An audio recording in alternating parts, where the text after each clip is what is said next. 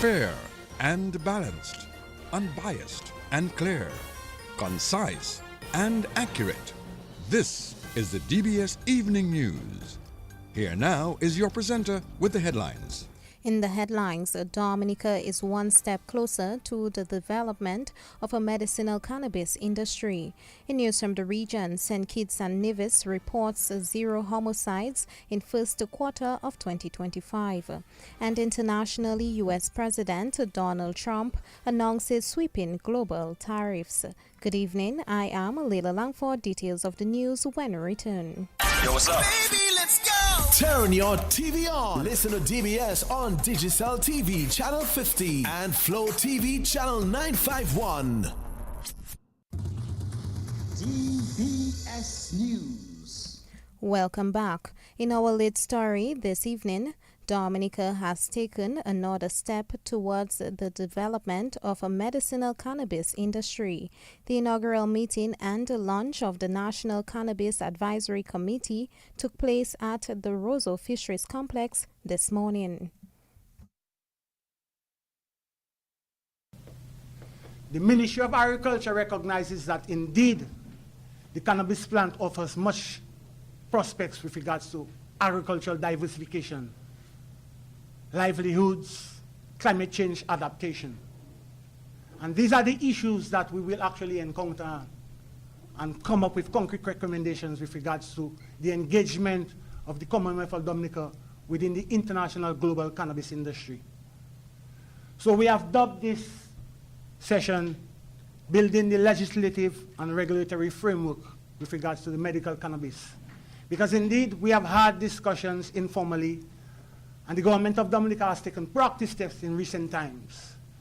The decriminalization of cannabis in 2020, the hosting of the CARICOM reports in 2018, the appointment of this technical committee as recent as last month. Almario Kazmi of the Ministry of Agriculture. Minister for Agriculture Roland Roye says government has shown its commitment to a medicinal cannabis industry for Dominica. In 2024-2025 budget, the government of Dominica articulated its commitment to developing comprehensive legislation that allows for safe access to cannabis products for medicinal and therapeutic use, while creating economic opportunities for growers and processors of the cannabis plant. The rapidly evolving landscape of the cannabis industry is both an exciting opportunity and a challenge for the government of Dominica. Hence, the overall objective of the government's focus on cannabis cultivation is to create, through institutional reforms, investment and incentive, an environment which is favorable for farmers and agro-entrepreneurs to develop high-value products, including processed products, and to access lucrative cannabis markets. The ministry fully understands that it must stem from a vision of quality primary production to value-added manufacture with multiple stakeholder involvement and significant indigenous ownership, alongside a well-regulated industry and a favorable financial investment climate. A well-regulated environment with clear rules on taxes and different levels of license for growing and processing cannabis is essential for a legal market to work smoothly. It also helps empower traditional cannabis farmers by giving them a fair chance to participate. Minister for Agriculture Roland Roye. Former Minister for Health Dr. Kenneth Darrow is chairman of the National Cannabis Advisory Committee. I am both pleased and honored to be part of this inaugural meeting and launch of the Medicinal Cannabis Advisory Committee. And Mr. Minister, I really welcome my role in this exciting initiative, which promises to be a game changer, especially at a time when countries the world over are reviewing their policies and legislation as it relates to the development of the cannabis industry and the tremendous medicinal and economic benefits to be accrued. And I sincerely hope, and I repeat, I sincerely hope, that today marks a new chapter of mature, serious, sober, and objective deliberations leading to responsible and rational recommendations and decisions. Ladies and gentlemen, the issue of cannabis and its potential has been trending for quite some time now. Some 11 years ago, in March of 2014, at the Heads of CARICOM meeting in St. Vincent, our wise CARICOM leaders, or regional leaders, mandated the establishment of the Regional Commission on Marijuana, made up of a wide cross-section of professional stakeholders and representatives of various interest groups to address the issues identified and put forward concrete recommendations and clear guidance as to the way forward for the future of this so-called wonder herb. Chairman of the National Cannabis Advisory Committee, Dr. Kenneth Daru. Prime Minister Roosevelt Skerrit says great progress is being made towards the construction of a geothermal plant for Dominica. The plant, which will be located in Loda, is set to be completed by the end of this year. Mr. Skerrit made the remarks on the Creole Heartbeat program with Leroy Waddick-Charles this morning. Everything is in place. We're making great progress. I'm hoping to visit later this month in April. We're on track from all reports. All of the funding is in place. We have, as you know, contracted the monies for and signed the contract for the transmission line. Some local contractors have been subcontracted on this as well. So that is going on. The geothermal plant, most of the components are here, are being assembled. So all things are looking up. We're looking at the end of this year. It is a major investment, just taking some time because it's very costly, as you know. We have to take a risk for the exploration.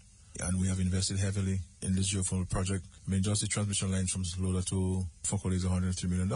But these are money that we believe that are important to be spent. The long-term benefits to the citizens of Dominica, and from all advice, you will see a reduction in your electricity bill. So we are looking forward to that. We're trying to keep the cost of investment low in terms of the interest rates and so forth so that we don't have a passing on to the consumers.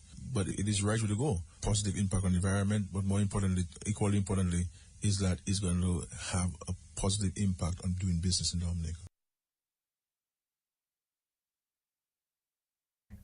Mr. Skerrit says upon completion, the geothermal energy plant will bring about tremendous opportunities for investors. So while we've been on a smaller plant, the intention is to build further on this. And also continue to engage at the CARICOM level, at the OECS level. We have been discussing those things. Last week, we had a CARICOM meeting and we discussed those things at the OECS meeting as well. The issue of renewable energy and where Guadeloupe and Martinique is concerned and our ability to supply them with clean, cheaper energy. And it's something that we continue to say to the French and our brothers and sisters in Martinique and Guadeloupe that we are still positioned to supply you with this, especially if we're going to be fighting climate change and the use of fossil fuel to generate energy within our countries. We have the capacity to sell, and this is where herein lies an opportunity for a group of local businessmen to come together and invest in the export plant. You will certainly guarantee sale because Martinique and Guadeloupe, because they're part of the European Union, a certain percentage of their energy must come from renewable energy. But they do not have the capacity. Wind and sun is not giving you the volume that you need, the amount that you need. And so geothermal can help you, propel you to that ratio that you have to get from renewable energy. So we're in a position where we can supply Martinique with a 400 megawatt plant. And so herein lies an opportunity for investors. And if people are asking where opportunities for us to invest, geothermal is the way to go. Prime Minister Roosevelt Skerrit. Former Chief Cultural Officer Raymond Lawrence remembers the late Fitzroy Williams as a musical genius. The late Fitzroy Williams, one of Dominica's best-known keyboardists, died last month and will be laid to rest later this week. The Thunderbirds Carnival Band held a tribute in his honor at the Harlem Plaza last night. Fitzroy Williams can be described as a musical genius, a super talented musician, a giant in the music industry. He was an extraordinary keyboardist and composer, especially with the famous band Exile One. Apart from Dominica, Fitzroy resided in Guadeloupe, Martinique, France, but he never gave up on his music, no matter where he was. Music was always a part of his life and helped to contribute to that impressive sound of Exile One, that brand of music that resonated with fans the world over. One of his own greatest personal hit songs was the song Hit Me With Music, which took the Caribbean and the world by storm. He was very much a part of the composition of several of the songs of Exile One. His musical skill and ability were indeed amazing. And yet, with all his fame and great musical talent, Fitzroy was such a humble, down-to-earth, relatable kind of person who could engage and connect with anyone. He had no airs or attitude about him. When it came down to it, he was just a plain and simple human being who could get along with everybody he met. Former Chief Cultural Officer Raymond Lawrence, musician Vivian Wallace played alongside Fitzroy Williams over several years. It's not just a normal instrument player, he's a genius. Things he does, I don't think I've heard anybody else do that. And we've been together for at least 50 years, since we were little kids, going to academy and stuff. We had wooden stool. We had, Fitzroy went to Boys and Them, went to other groups. And then we had Exile One. Exile One is an institution for Dominica. Right now, millions of people in Brazil, Europe, Caribbean, and everybody know what Exile One is all about. Fitzroy Williams is a major instigator in this. In my lifetime, I've never seen another keyboard player that great. Genius. And I want to say something on behalf of the other friends of Exile One that are not here, Julie, and other friends in Paris, John, number, they wish they could be here. Circumstances. Situation is a great place. I'm going to go to that great place too, someday. Musician Vivian Wallace, the son of the late Fitzroy Williams, David Williams, says Dominica has lost a great musician and a personality. For me, the first thing that coming in my head is like he was a great man and a great musician and maybe the best father I could have. I feel lucky I had him as a father. He taught me a lot of things. The first thing is like, never be late. Yeah, the second thing is when you do something, try to do it good. If not, don't do it. It has several things like that I could say about him, but that wouldn't show you the man he was really. He liked to be natural, take care of his family, and take care of the truth. He wanted to spread the truth around him. And of course, he liked his country more than any country in the world, even though he has been all around the world already. David Williams. In our feature segment this evening, we highlight the winner of the 2024 DBS National Reading Competition, Catalia Popon from the Roseau Primary School. Here is Catalia Popon sharing some words of advice for her peers and parents in Dominica. I just want to say a few things that I've noticed. So, these days, I've been seeing children always on their device or their screen or their phone or laptop or tablet watching movies or shows or YouTube. And there are very little children that I actually see devoting their time to reading. And I recommend children actually spending some time or some hours of their day reading a book or two, because they are very interesting books that I have read. Children books, fairy tales, sometimes horror stories. You don't have to give them horror stories, but just to give them a little entertainment, It doesn't always have to be device or screen, because these phones, they're for research and sometimes entertainment, but children are blowing up their device with entertainment and barely research, And on exams, they would use their phone to cheat. So if they read books, they won't have to cheat. So That's just a whole situation there. Children are using phones, laptops, tablets, all these things to cheat on an exam. That is very sad. Very, very sad. In this community, in the island Dominica, I want to see children reading books, blowing up their mind with books, because that's how they get smart. Sometimes they don't even have to study because they read books, books that give them information, educational books. When they're done with schoolwork and everybody is still doing their work, they could just, pull up a book, start reading a few chapters or two.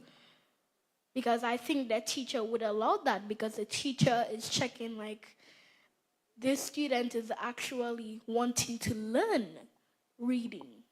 So, parents, I advise you to let your children read books. Let them read. Teach them to read. Read with them. 2024 winner of the DBS National Reading Competition, Catalia Popon, on our feature segment. And that's the national focus, regional and international developments up next. Yo, what's up? Baby, let's go!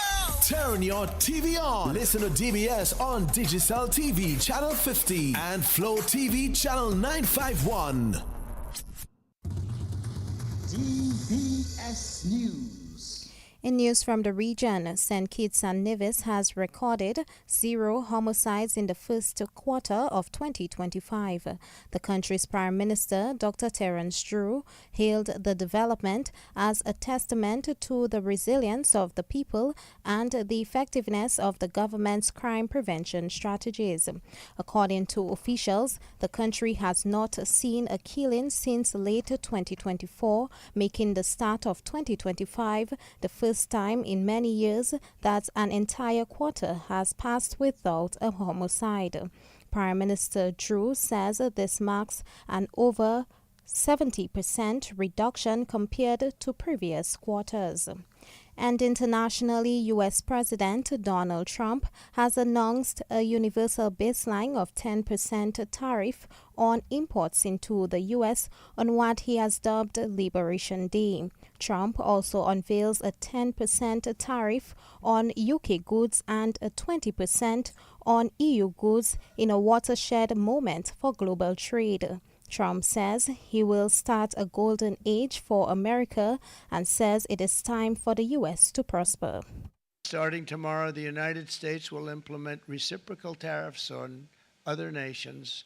It's been a long time since we even thought of that. We used to think about it a lot. We didn't think about it for many decades, and you see what's happened. For nations that treat us badly, we will calculate the combined rate of all their tariffs, non-monetary barriers, and other forms of cheating. But we will charge them approximately half of what they are and have been charging us. So the tariffs will be not a full reciprocal. I could have done that. U.S. President Donald Trump. That's news at the DBS Evening Sports Report. Up next with Gavin Richards. Covering the nation and beyond. DBS Sports Report. Rudolph Thomas Enterprise in Portsmouth, your suppliers of building materials and hardware products. Over 20 years experience in the business. Rudolph Thomas has lumber and plywood, Portland and tile cement, steel rods, galvanized and fence pipe. And Rudolph Thomas can meet all your wire needs. Galvanized roofing sheets, doors, windows, toilet sets, face basins and bidets. PVC piping, fittings and lattice. Check out Rudolph Thomas for ceramic and vinyl floor and wall tiles, nails, nuts and bolts, paint and painting supplies. And check out their line of electrical and hand tools. And Rudolph Thomas is your one-stop shop for hard-to-find items like fiberglass mat and fiberglass resin and welding rods. Go now to Rudolph Thomas on 1240 Bay Street in Portsmouth.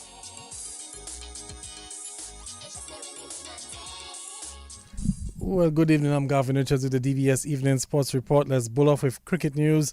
A fighting century from the Windward Islands Volcanoes batsman Sunil Ambris, but he didn't get support from the other batters as the Windward struggled with the bat yet again in their CWI regional 4-day matchup with Barbados in St. Lucia. But the Volcanoes bowlers did well to swing the momentum in the Volcanoes' favour at the end of the day. And we'll just go over the scores. Windwards won the toss, elected to bat first, and there were 7 wickets down at lunch. Sunil Ambris, however, batted on, and he got 110 as the Volcanoes posted 186 all out. Noel Leo made 27. Well, Dominic Drakes, Matthew Ford and Raymond Simmons took 2 wickets each for Barbados. Barbados in their first innings, they were 94 for 5 at stumps. Kyle Mayers was not out on 40. Gillan Tyson has 2 for 23. Keon Gaston 2 for 22 for the Windward Islands Volcanoes. So the scores as we head into day 2 is the Windward Islands Volcanoes 186. Barbados 94 for 5. Barbados, they're trailing by 92 runs. Well, let's now hear from the first innings centurion, Sunil Ambris. Firstly, I want to say thank the Heavenly Father. Without him, I wouldn't be here. Nothing is possible. It's been a rough season. I've been getting some starts, getting some poor decisions. I haven't been getting the runs that I wanted, but to come and to get a century today. The position that we were in, it was really tricky. Losing 3 early wickets, having to fight through that new ball. So I would say that's up there with my best first-class century. What was the driving point in staying out there to fight through for this century today? Just wanting to do good for the team. You know what I mean? I think, if we be honest, it's been a disappointing run for me with the bat. 2-3 seasons ago, I've been up there in the top 5 run getters in the tournament. And, this one has been really disappointing. And, there are people who show a lot of faith in me. There have been some talks going around that, I shouldn't be here, And I try to put that in the back of my head, I try not to think about it too much, but, I wanted to stand up today and give my all for the team. And that's the Windward Islands Volcanoes batsman Sunil Ambris. Well, in other matches, the defending champions Guyana were there on the back foot in their matchup with the Leeward Islands Hurricanes. Guyana were bowled out for 193 batting first. Kevlon Anderson got 77. Rakim Cornwall picked up 3 for 25 for the Hurricanes. The Leewards, in their turn at the creech, reached 143 for 4 at stumps on day 1. Micaiah Louis got 73. So the scores heading into day 2 is Guyana 193. The Leeward Islands 143 for 4. The Leewards are trailing by 50 runs. And the West Indies Academy player Joshua Bishop, he got a 6-wicket haul as the combined campuses and colleges were bowled out for 238, batting first against the West Indies Academy. Shakir Paris top scored 52 and Johan Jeremiah got 47 for the CCC. But Joshua Bishop picked up 6 for 78. The West Indies Academy, they were 37 for 1 at stumps on day 1, trailing by 201 runs. And we're also monitoring proceedings in the day-night match between Jamaica and Trinidad and Tobago. Well, Jamaica batting first, they were 162 for 6 after 63 overs. Jermaine Blackwood got 61. And we had Joshua James getting 2 for 8 and Carey Pear 2 for 25. That match is still underway, but the last we heard, Jamaica 162 for 6 after 63 overs. Let's bring you some more sports this evening as Minister of State with responsibility for sports, Senator Oscar George, believes new legislation to govern sports could be brought to Parliament before the end of the year. He says a draft of the new legislation is currently before the National Sports Council. The minister says the new legislation will help modernize sports governance and address a number of issues impacting athletes. So we have the Sports Council set up. Actually, they met last week. One of the mandates we gave them initially was to revise the current legislation, put it into sports. Because as you know, we have an act of 1976 or thereabout, which is, it's not relevant anymore. So they have a first draft, which they're discussing now. We had an attorney engaged Mr. Laron, to look at the act, to have meetings with the council, take the advice, and formulate a draft. They have done that. Last I checked, the draft was sent back to the council for the final review. I have made it clear to them that, the target was December gone by. We missed that. So we have another target of May.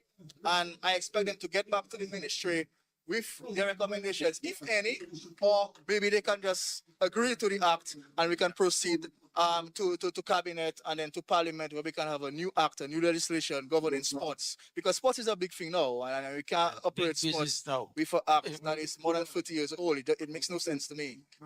What are some of the areas, that has troubled, the government or sportsmen? That needs to be addressed. Not necessarily trouble the government, but I think the associations, we need to have some clear communication guidelines as to what are their responsibilities, functions, roles, how do they work and collaborate with other stakeholders, issues of insurance and issues of time off, all these things we want to factor in this new legislation to govern sports. And I think we consulted a number of sporting organizations. We consulted a number of legal persons. We consulted a number of lawyers. So we think that what we have is something that we can work with for the next 20 years. And that's Minister of State with Responsibility for Sports, Senator Oscar George. National athlete Gordisha Joseph has added her name to the Dominica team for the upcoming Carifta Games, punching her ticket in a meet held in Londonderry yesterday. Well, Joseph qualified for the under-20 discus event as she threw 40.45 meters to meet the qualifying mark. This now brings the number of athletes to represent Dominica at the Games to 5. Carifta Games gold medalist Addison James will compete in the discus and javelin events. Sprinter Karel Etienne in the 100-meter and 200-meter events. Jaden Joseph and Jariah Lewis in the long jump, and Gordisha Lewis in the shot put. Well, the athletes will have one more chance to qualify for the Carifta Games during the final Carifta trials at Windsor Park this weekend. Of course, the Carifta Games will take place in Trinidad and Tobago over the Easter weekend. Let's go back to some cricket news, as the former West Indies captain Sir Clive Lloyd has weighed in on the resignation of the former Test captain Craig Brathwaite, and says that he would like to see Shea Hope leading the Test side in the immediate future.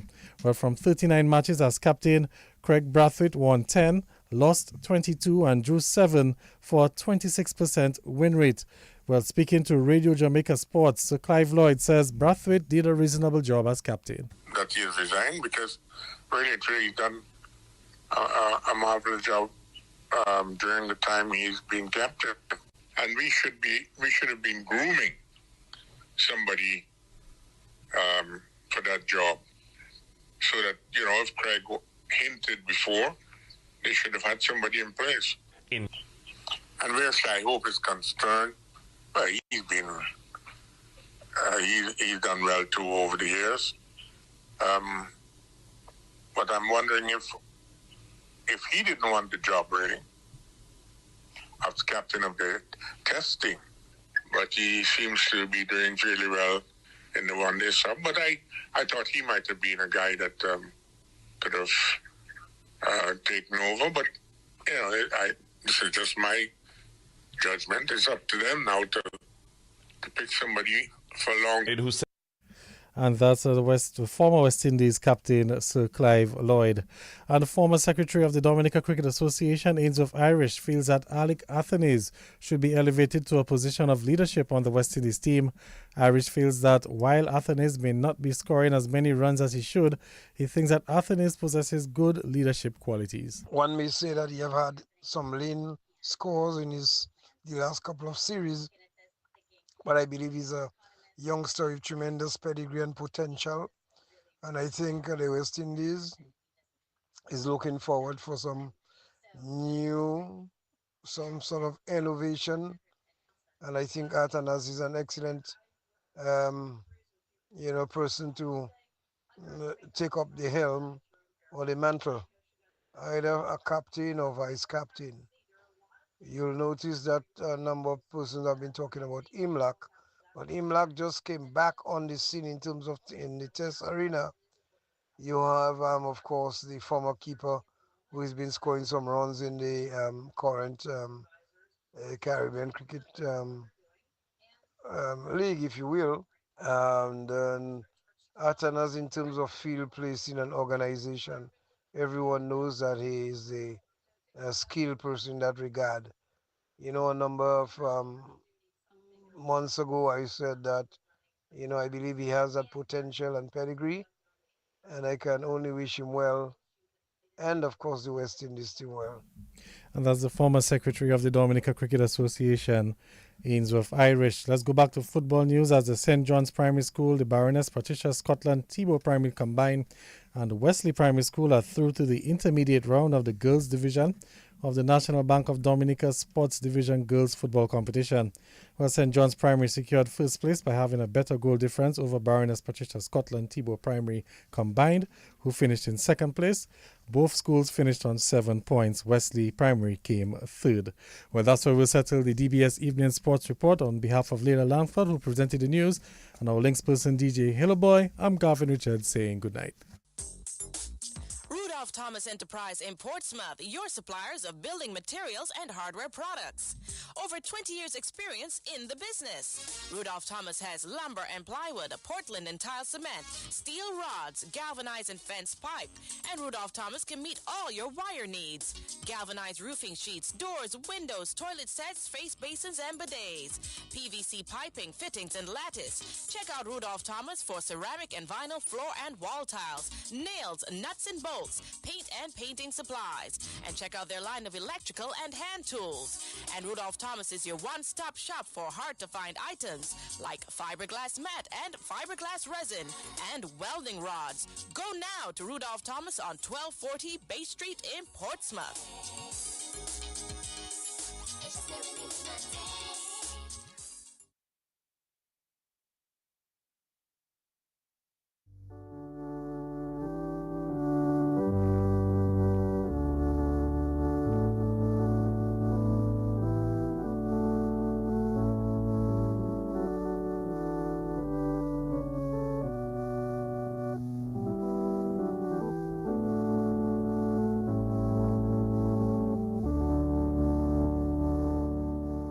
Good evening and welcome to this evening's edition of the DBS Radio Community Bulletin Board. We begin with this evening's edition of the DBS Radio Death Announcements on the DBS Radio Community Bulletin Board. We announce the death of Miss Erica Maria Williams, age 91, of Mondaniel. She died on Thursday, the 20th of March in Antigua. The funeral mass for the late Miss Erica Maria Williams of Mondaniel will take place at 10 a.m. on Saturday, the 12th of April at the St. Alphonsus Catholic Church. Further details will be given in a subsequent announcement.